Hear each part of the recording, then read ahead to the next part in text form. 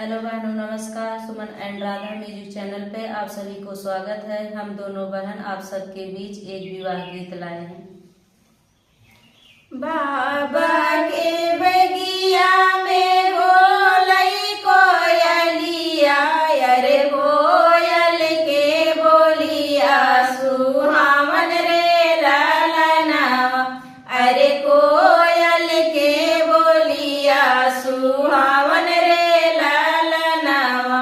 होता सबेरे कोयल मागे बिदैया, अरे हम जाबई दूरी गवन रे ललनावा, अरे हम जाबई दूरी गवन रे ललनावा। उठाऊं न मैया हो, उठाऊं न बाबा, अरे उठाऊं न लहुरा बीरन रे ललनावा, अरे उठाऊं न लहुरा बीरन रे ललनावा। माया जा उठ दैया करावई, अरे माया जा भेटया कवार रे ललनावा, अरे माई जा भेटया कवार रे ललनावा।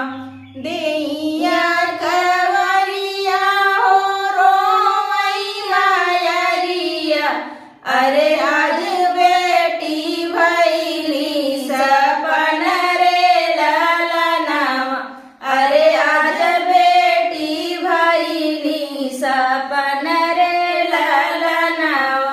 16 बरिस भेली पापा के आंगनवा, अरे आज अगना भैले सुनसान रे ललनावा, अरे आज अगना भैले सुनसान रे ललनावा।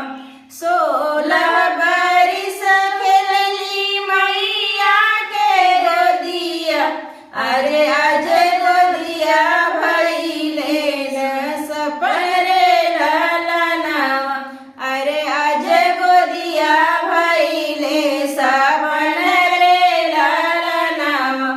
बाबा के बगिया में बोलई कोयलिया, अरे कोयल के बोलिया सुहावन रे ललनावा, अरे